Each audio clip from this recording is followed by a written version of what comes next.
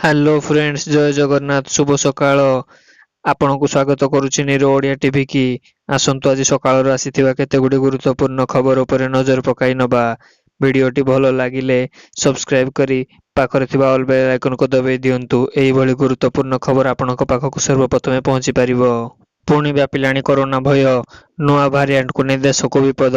ମିଳିଥିବା ଖବର ଅନୁଯାୟୀ କରୋନା ଭାଇରସ ପ୍ରତି ଲୋକଙ୍କ ମନରେ ଥିବା ଭୟ ପ୍ରାୟତଃ ଶେଷ ହୋଇନି। ସଂକ୍ରମଣ ଏବଂ ମୃତ୍ୟୁ ସଂଖ୍ୟା ହ୍ରାସ ପାଇବା ସହ ଲୋକଙ୍କ ଭୟ ମଧ୍ୟ ହ୍ରାସ ପାଉଛି। କିନ୍ତୁ ବର୍ତ୍ତମାନ କରୋନାର ନୂଆ ଭାରିଆଣ୍ଟ ସହ ଫେରିବାକୁ ଯାଉଛି। କରୋନା ଭାଇରସ ଏକ ନୂଆ ଭାରିଆଣ୍ଟ ଏବେ ଆମେରିକାରେ ଚିନ୍ତାରେ ପକାଇଛି। ଆମେରିକାରେ ଦ୍ରୁତଗତିରେ ବ୍ୟାପୁଥିବା ନୂଆ ଭାରିଆଣ୍ଟ କେପି2 ଏବଂ କେପି1କୁ ଭି-ଫ୍ଲାରେଟ୍ ଭାରିଆଣ୍ଟ ମଧ୍ୟ କୁହାଯାଉଛି।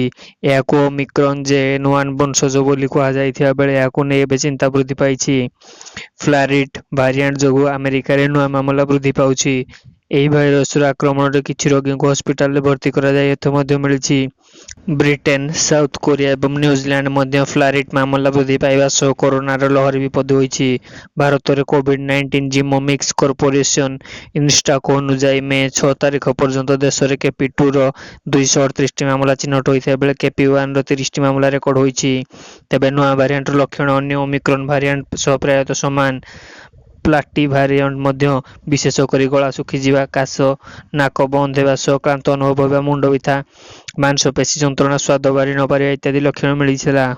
ଆସନ୍ତୁ ଜାଣିନେବା ପରବର୍ତ୍ତୀ ଅପଡେଟ୍ ବିଷୟରେ। ବିଜେଡି ସୁପ୍ରିମୋଙ୍କ ବଡ଼ ଘୋଷଣା, ସମସ୍ତଙ୍କୁ ମିଳିବ ମାଗଣା ବିଜୁଳି। ମିଳିଥିବା ଖବର ଅନୁଯାୟୀ ବିଜେଡି ନିର୍ବାଚନ ଇସ୍ତାହାର ରିଲିଜ କରିଛି। ବିଜେଡି ସୁପ୍ରିମୋ ନବୀନ ପଟ୍ଟନାୟକ 2024 ନିର୍ବାଚନ ପାଇଁ ଇସ୍ତାହାର କରିଛି ବିଜେଡି। ଭିଡିଓ ଜାରି କରି ଇସ୍ତାହାର ଦେଇ ମୁଖ୍ୟମନ୍ତ୍ରୀ ତଥା ବିଜେପିର ସଭାପତି ନବୀନ ପଟ୍ଟନାୟକ ଘୋଷଣା କରିଛନ୍ତି ଯେ 2034 ସୁଦ୍ଧା ଓଡ଼ିଶା ହେବ ନମ୍ବର 1। 2036 ଓଡ଼ିଶାକୁ ଗଠନ 100 ବର୍ଷ ପୂରିବ।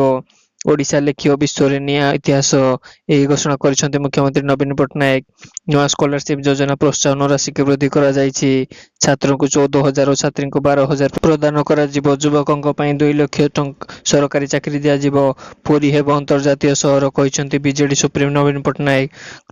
ଯୁବଗୋଷ୍ଠୀ ହିଁ ଓଡ଼ିଶାର ସଫଳତା କାହାଣୀ ଲେଖିବେ ବୋଲି କହିଛି ବିଜେଡି। 1 ନମ୍ବର ରାଜ୍ୟକୁ ଭବିଷ୍ୟତ ଲେଖିବା ପାଇଁ ସେମାନଙ୍କୁ ସଶକ୍ତ ଓ ସମୃଦ୍ଧ କରାଯିବ। ଓଡ଼ିଶାର ଯୁବକମାନଙ୍କ ପାଇଁ 10 ବର୍ଷ ପାଇଁ 1 ଲକ୍ଷ କୋଟି ଅଲଗା ବଜେଟ ରଖାଯିବ। ଏହି ଯୁବ ବଜେଟକୁ ଜଳବାୟୁ ଓ ଜେଟ୍ ବଜେଟ ଭଳି ବିଧାନସଭା ଉପସ୍ଥିତ ହେବ। 100 ୟୁନିଟ୍ ପର୍ଯ୍ୟନ୍ତ ମାଗଣା ବିଜୁଳି ଦିଆଯିବ। ବିଜେଡି ସରକାର ଆସିଲେ ବିଏସ୍କେୱାଇରେ ସାମିଲ ହେବେ ସରକାରୀ ଚାକିରିଆ। ତାହା ସହିତ ଘର ତିଆରି ପାଇଁ 20 ଲକ୍ଷ ପର୍ଯ୍ୟନ୍ତ ଋଣ ମିଳିବ। ଏସ୍ଜିଏଚ୍ ମହିଳାଙ୍କ ପାଇଁ 1.5 ଲକ୍ଷ କୋଟିର ଋଣ। ଲୋକଙ୍କ ଉପରେ 2500 କୋଟିର ଋଣ ଛାଡ଼ କରାଯିବ। ମିଶନ ଶକ୍ତି ମହିଳାଙ୍କୁ ବିନା ସୁଧରେ 15 ଲକ୍ଷ ଟଙ୍କା ଋଣ ପ୍ରଦାନ କରାଯିବ। ଏସ୍ଏଚ୍ଜି ମହିଳାଙ୍କୁ 10 ବର୍ଷରେ 20,000 କୋଟି ବ୍ୟବସାୟ କରିବାକୁ କରାଯିବ, କହିଛନ୍ତି ନବୀନ ପଟ୍ଟନାୟକ। ଓଡ଼ିଶାର 75% ପରିବାରଙ୍କୁ 100 ୟୁନିଟ୍ରୁ କମ୍ ବ୍ୟବହାର ଏବଂ ଅନ୍ୟ 10%କୁ 100ରୁ 150 ୟୁନିଟ୍ ବ୍ୟବହାର କରୁଛନ୍ତି। ଶକ୍ତି ସୁରକ୍ଷା ସହିତ ଏହି ହାରକୁ 85-90 ଜନସଂଖ୍ୟାକୁ ଆଚ୍ଛାଦ କରାଯିବା ପାଇଁ 100 ୟୁନିଟ୍ ପର୍ଯ୍ୟନ୍ତ ଗ୍ରାହକଙ୍କୁ ଶୂନ୍ୟ ବିଲ୍ ଏବଂ 100ରୁ 150 ୟୁନିଟ୍ ପର୍ଯ୍ୟନ୍ତ 50 ୟୁନିଟ୍ ପାଇଁ ରିହାତି ପାଇବେ। ଏହା କେବଳ ରାଜ୍ୟରେ ଶକ୍ତି ସୁରକ୍ଷା ବୃଦ୍ଧି କରିବ ନାହିଁ, ବରଂ ବିଦ୍ୟୁତ୍ ଦାୟିତ୍ୱ ପୂର୍ଣ୍ଣ ବ୍ୟବହାର କରିବାକୁ ଉତ୍ସାହିତ କରିଛନ୍ତି। ଏହା ସ୍ଥାୟୀ ଅଭିବୃଦ୍ଧି ପାଇଁ ଅତ୍ୟନ୍ତ ଗୁରୁତ୍ୱପୂର୍ଣ୍ଣ। ଅଙ୍ଗନବାଡି, ଆଶା, ମିଶନ ଶକ୍ତି ମହିଳା ଏବଂ ବିଏସ୍କେୱାଇ ସାମିଲ ହେବ। 1.5 ଲକ୍ଷ ପର୍ଯ୍ୟନ୍ତ ଋଣ ଛାଡ଼ ହେବ। ଫସଲ ଋଣ, କାଳିଆ ସ୍କିମରେ ଛାତ୍ରବୃତ୍ତି ଓ ଝିଅ ବାହାଘର ପାଇଁ ସହାୟତା ପ୍ରଦାନ କରାଯିବ। ଏହା ବାବଦରେ 25,000 ଟଙ୍କା ଲେଖାଏଁ ଦିଆଯିବ। ଆସନ୍ତୁ ଜାଣିନେବା ପରବର୍ତ୍ତୀ ଅପଡେଟ୍ ବିଷୟରେ। ଗତକାଲି ଅକ୍ଷୟ ତୃତୀୟାରେ 500 ଟଙ୍କା ମହଙ୍ଗା ହେଲା ସୁନା, ରୂପା ମଧ୍ୟ ବଢ଼ିଲା। ମିଳିଥିବା ଖବର ଅନୁଯାୟୀ ଗତକାଲି ସାରା ଦେଶରେ ଅକ୍ଷୟ ତୃତୀୟା ପର୍ବ ଖୁବ୍ ଧୁମଧାମରେ ପାଳନ ହୁଏ। ହିନ୍ଦୁ ଧର୍ମ ମୁତାବକ ଏହି ଦିନ ସୁନା ରୂପା କିଣିବା ଶୁଭ ହୋଇଥାଏ। ତେବେ ସୁନା ଏଜେନ୍ସିରେ 500 ଟଙ୍କାରୁ ଅଧିକ ମହଙ୍ଗା ହୋଇ 72,000 ଟଙ୍କା ପାର କରିଛି। ସେହିଭଳି ରୂପା ମୂଲ୍ୟ କିଲୋଗ୍ରାମ ପିଛା 700 ଟଙ୍କା ବଢ଼ି 85,200 ଟଙ୍କାରେ ପହଞ୍ଚିଛି। ଆସନ୍ତୁ ଜାଣିନେବା ପରବର୍ତ୍ତୀ ଅପଡେଟ୍ ବିଷୟରେ। ଓଡ଼ିଶାରେ ପ୍ରଥମ 3 ବ୍ରାଉନ୍ ସୁଗାର ବେପାରୀଙ୍କୁ 20 ବର୍ଷ ଶ୍ରମ କାରାଦେଶରେ 101 ଲକ୍ଷ ଟଙ୍କା ଜରିମାନା। ମିଳିଥିବା ଖବର ଅନୁଯାୟୀ ରାଜ୍ୟରେ ପ୍ରଥମ କରି 3 ଜଣ ବ୍ରାଉନ୍ ସୁଗାର ବେପାରୀଙ୍କୁ 20 ବର୍ଷ ଶ୍ରମ କାରାଦେଶ ଦେଇଛି ଭୁବନେଶ୍ୱରସ୍ଥିତ ଅତିରିକ୍ତ ଜିଲ୍ଲାପାଳ ଜଜ୍ ତଥା ସ୍ୱତନ୍ତ୍ର ଜଜ୍ର କୋର୍ଟ। ଏନ୍ଡିପିଏସ୍କୁ ଆକ୍ଟ 1985 ଅନୁଯାୟୀ ସେମାନେ ବେପାର ବ୍ରାଉନ୍ ସୁଗାର କାରବାର ଜଡ଼ିତ ନେଇ ଏହି କାରାଦେଶ ମିଳିଛି। ଏହା 101 ଲକ୍ଷ ଟଙ୍କା ପର୍ଯ୍ୟନ୍ତ ଜରିମାନା ଧାର୍ଯ୍ୟ ହୋଇଛି। ତେବେ ଅଭିଯୁକ୍ତ ହେଉଛନ୍ତି ବାଲେଶ୍ୱର ନୀଳଗିରିର ଦେବାଶିଷ ବେହେରା ଓରଫ ରିଙ୍କୁ, ବାଲେଶ୍ୱର ଜିଲ୍ଲାର ଗୋପାଳ ଗାଁର ପ୍ରବୀର କୁମାର ସିଂ ଓରଫ ସିତୁ ଏବଂ ଏସ୍.କେ. କୌର ଅଲି। ତେବେ ଯଦି ଦୋଷୀମାନେ ଜରିମାନା ଦେବାରେ ଅକ୍ଷମ ହୁଅନ୍ତି ତେବେ ସେମାନଙ୍କ ଦଣ୍ଡାଦେଶକୁ ଆହୁରି 1 ବର୍ଷ ଲେଖାଏଁ ବଢ଼ାଇ ଦିଆଯିବ ବୋଲି କୋର୍ଟ ତାଙ୍କ ରାୟ ରଖିଛନ୍ତି।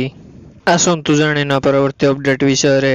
ନିର୍ବାଚନରେ ଖୁବ୍ ସାହାଯ୍ୟ ମିଳିବ, ଅରବିନ୍ଦ କେଜରିୱାଲଙ୍କୁ ଅନ୍ତରୀୟ ଜାମିନରେ ଖୁସି ମମତା ବାନାର୍ଜୀ। ମିଳିଥିବା ଖବର ଅନୁଯାୟୀ ଦିଲ୍ଲୀ ମଦ ଦୁର୍ନୀତି ମାମଲା ମୁଖ୍ୟମନ୍ତ୍ରୀ ଅରବିନ୍ଦ କେଜରିୱାଲ ଏଥିରେ ଅନ୍ତରୀୟ ଜାମିନ ମିଳିବା ନେଇ ମମତା ବାନାର୍ଜୀ କରିଛନ୍ତି ସ୍ୱାଗତ। ପଶ୍ଚିମବଙ୍ଗ ମୁଖ୍ୟମନ୍ତ୍ରୀ ସୁପ୍ରିମକୋର୍ଟ ନିର୍ଦ୍ଦେଶ ଉପରେ କହିଛି କି ଏହି ନିର୍ବାଚନ ସାହାଯ୍ୟ ମିଳିବ। ମମତା ବାନାର୍ଜୀ କହିଛନ୍ତି, ଅରବିନ୍ଦ କେଜରିୱାଲ ଜେଲରୁ ବାହାରି ଆସିବା ପରେ ମୁଁ ବହୁତ ଖୁସି।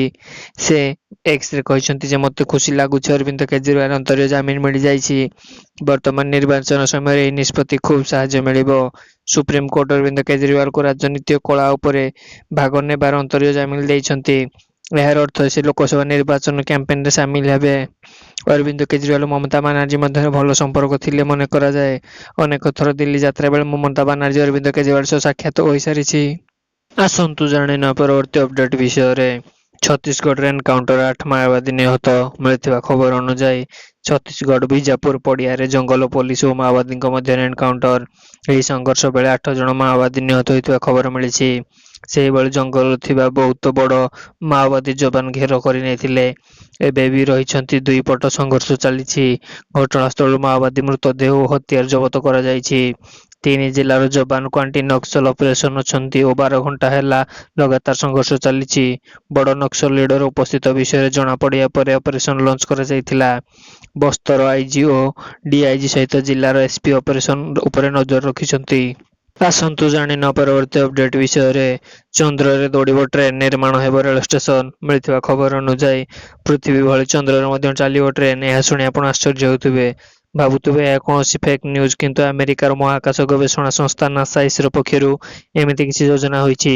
ବର୍ତ୍ତମାନ ସମଗ୍ର ବିଶ୍ୱରେ ସ୍ପେସ୍ ଏଜେନ୍ସିଗୁଡ଼ିକ ଚନ୍ଦ୍ରରେ ଭିନ୍ନ ଭିନ୍ନ ମିଶନ ପଠାଇବାକୁ ବ୍ୟସ୍ତ ଅଛନ୍ତି। ଏହି କ୍ରମରେ ଆମେରିକା ଗୋଟିଏ ପାଦକୁ ଆଗକୁ ଯାଇଥିବାରୁ ସେଠାରେ ଟ୍ରେନ୍ ଚଳାଚଳ ଯୋଜନା କରୁଛି। ଆମେରିକାର ସ୍ପେସ୍ ଏଜେନ୍ସି ନାସାରେ ଚନ୍ଦ୍ରରେ ପ୍ରଥମ ଥର ପାଇଁ ରେଳ ସେବା ଆରମ୍ଭ କରିବାକୁ ଗୋଟିଏ ବ୍ଲୁପ୍ରିଣ୍ଟ ପ୍ରସ୍ତୁତ କରିଛି। ନାସା ପକ୍ଷରୁ ଚନ୍ଦ୍ରରେ ପ୍ରଥମ ଥର ପାଇଁ ପୂର୍ଣ୍ଣକାଳୀନ ରେଳ ଷ୍ଟେସନ ନିର୍ମାଣ ହେବ। ଚନ୍ଦ୍ର ପୃଷ୍ଠରେ ବିଶ୍ୱସ୍ତ, ସ୍ୱୟଂଶାସିତ ଓ ଦକ୍ଷତା ସମ୍ପନ୍ନ ପ୍ଲେନ୍ ଲୋଡ୍ ପରିବର୍ତ୍ତନ ପାଇଁ ନାସା କାର୍ଯ୍ୟକ୍ରମ ହୋଇପାରୁଥିବା ବେଳେ ରେଳ ଷ୍ଟେସନ ନିର୍ମାଣ କରିବାକୁ ଚାହୁଁଛି। କିନ୍ତୁ ଚନ୍ଦ୍ରରେ ଚାଲିବାକୁ ଥିବା ଟ୍ରେନ୍ ଓ ସେଠାକାର ରେଳ ଷ୍ଟେସନ ପୃଥିବୀଠାରୁ ସମ୍ପୂର୍ଣ୍ଣ ଭିନ୍ନ ହେବ।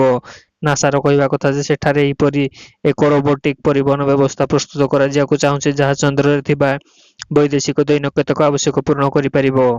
ଜାଣିନେବା ପରବର୍ତ୍ତୀ ଅପଡେଟ୍ ବିଷୟରେ। ପୂର୍ବତଟ ରେଳପଥ ପରିସୀମା ମଧ୍ୟରୁ ବିଭିନ୍ନ ପ୍ରାନ୍ତକୁ ଗ୍ରୀଷ୍ମକାଳୀନ ସ୍ୱତନ୍ତ୍ର ଟ୍ରେନ୍। ମିଳିଥିବା ଖବର ଅନୁଯାୟୀ ସମଗ୍ର ଦେଶରେ ଯାତ୍ରୀଙ୍କ ଆବଶ୍ୟକତାକୁ ଦୃଷ୍ଟିରେ ରଖି ଭାରତୀୟ ରେଳବାଇ ଗ୍ରୀଷ୍ମ ସମୟରେ ନିୟମିତ ଟ୍ରେନ୍ର ଯାତ୍ରୀଙ୍କ ଭିଡ଼ ଏଡ଼ାଇବା ପାଇଁ ସ୍ୱତନ୍ତ୍ର ଟ୍ରେନ୍ ସେବା ଆରମ୍ଭ କରିଛି। ଏହି ଟ୍ରେନ୍‌ଗୁଡ଼ିକ ଗୁରୁତ୍ୱପୂର୍ଣ୍ଣ ଗନ୍ତବ୍ୟସ୍ଥଳରେ ସଂଯୋଗ କରିବା ସହ ସୁବିଧାଜନକ, ଆରାମ ଏବଂ ନିରାପଦ ଯାତ୍ରୀ ପ୍ରଦାନ କରାଇ ଗ୍ରୀଷ୍ମ ଋତୁରେ ଯାତ୍ରୀମାନଙ୍କ ସ୍ମରଣୀୟ ଯାତ୍ରାକୁ ଅନୁଭବ କରାଇବ। ଉପରୋକ୍ତ ବିଷୟରେ ଦୃଷ୍ଟି ରଖି ପୂର୍ବତଟ ରେଳପଥର ଏହାର ପରିସୀମା ମଧ୍ୟରେ ଦେଶର ବିଭିନ୍ନ ଗନ୍ତବ୍ୟସ୍ଥଳରେ ପୂର୍ବରୁ ସ୍ୱତନ୍ତ୍ର ଟ୍ରେନ୍ ସେବା ଘୋଷଣା କରିଥିଲା। ଏହା ବିଭିନ୍ନ ଅଞ୍ଚଳକୁ ଯାତ୍ରୀଙ୍କ ଯାତ୍ରା ଆବଶ୍ୟକ ପୂରଣ କରିବା ସହ ଯାତ୍ରୀମାନେ ଯେପରି ଏକ ସୁବିଧା ଓ ଆରାମଦାୟକ ଅଭିଜ୍ଞତା ପାଇବେ ଏବଂ ସେମାନେ ନିଜସ୍ୱ ଶୈଳୀରେ ଭ୍ରମଣ କରିବାକୁ ନିରାପଦ ସୁଚିନ୍ତିତ ହୋଇପାରିବେ, ତାହା ମଧ୍ୟ ବ୍ୟବସ୍ଥା ହୋଇଛି। ଆସନ୍ତୁ ଜାଣିନେବା ପରବର୍ତ୍ତୀ ଅପଡେଟ୍ ବିଷୟରେ। ବିରୋଧୀଙ୍କୁ ପାଣ୍ଡିଆନଙ୍କ ଖୋଲା ଚ୍ୟାଲେଞ୍ଜ, କହିଲେ ନବୀନ ଶପଥ ନ ହେଲେ ଛାଡ଼ିଦେବି ରାଜନୀତି।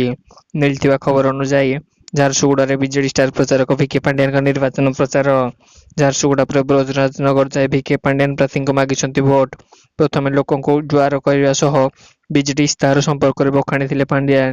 ସେ କହିଲେ ଯେ ଏଠାକାର ଲୋକ ପାଇଁ ମୁଖ୍ୟମନ୍ତ୍ରୀ ଅନେକ ଘୋଷଣା କରିଛନ୍ତି। ଏହାସହ ଏଥିରେ ସବୁ ସ୍କୁଲକୁ 5T ରୂପାନ୍ତରଣ କରାଯିବ ବୋଲି ପ୍ରତିଶ୍ରୁତି ଦେଇଛନ୍ତି ଭିକେ ପାଣ୍ଡିଆନ। ଗରିବଙ୍କ ସୁବିଧା ପାଇଁ ଅନେକ ସୁବିଧା କରାଯାଇଛି। ତେବେ ଏହିସବୁ କହିବା ବ୍ୟତୀତ ସେ ମନ୍ତ୍ରର ସିଧାସଳଖ ବିରୋଧୀଙ୍କୁ ଚ୍ୟାଲେଞ୍ଜ କରି କହିଛନ୍ତି ଯେ ସେ କହିଲେ ପ୍ରଚାର ବେଳେ ସବୁ କହିଦେବି, କିନ୍ତୁ ଇଲେକ୍ସନ ସରିଗଲେ ଯେତେ ଖୋଜିଲେ ବି ସେହିଭଳି ନେତାଙ୍କୁ ପାଇବେନି। ପୁଣି 5 ବର୍ଷ ପରେ ଆସିବ ବଡ଼ ବଡ଼ ମିଠା କଥା ବୋଲି କହିଛନ୍ତି ଭିକେ ପାଣ୍ଡିଆନ। ଢେଙ୍କାନାଳ ବୁଲି ଆସି 10 ବର୍ଷ ପରେ ସମ୍ବଲପୁର ଛାଡ଼ି ଆସିଲେ ନିର୍ବାଚନ ଲଢ଼ିବାକୁ। ତେବେ ଏହି ଅବସରରେ ସେ ବିରୋଧୀଙ୍କୁ ଖୋଲା ଚ୍ୟାଲେଞ୍ଜ ଦେଲେ, କହିଲେ ଯେ ମୁଁ ବ୍ରଜରାଜନଗର ମାଟିରୁ ଆହ୍ୱାନ ଦେଉଛି, ଯଦି ଦମ୍ ଅଛି ଜିତି କରି ଦେଖାଅ। ଆପଣ ମୁଖ୍ୟମନ୍ତ୍ରୀ ପ୍ରାର୍ଥୀ କିଏ ନା କୁହ, ତେବେ ଭୋଟ ମାଗୁଛି। କହିଲେ ନିଜ ଦଳ ଯେଉଁଠି ବିଶ୍ୱାସ କରୁନି ସେଇଠି ଲୋକେ କେମିତି ବିଶ୍ୱାସ କରିବେ। ବିରୋଧୀ ଦଳକୁ ସିଧାସଳଖ ଏମିତି କହିଛନ୍ତି ଭିକେ ପାଣ୍ଡିଆନ୍। ଆସନ୍ତୁ ଜାଣିନେବା ପରବର୍ତ୍ତୀ ଅପଡେଟ୍ ବିଷୟରେ।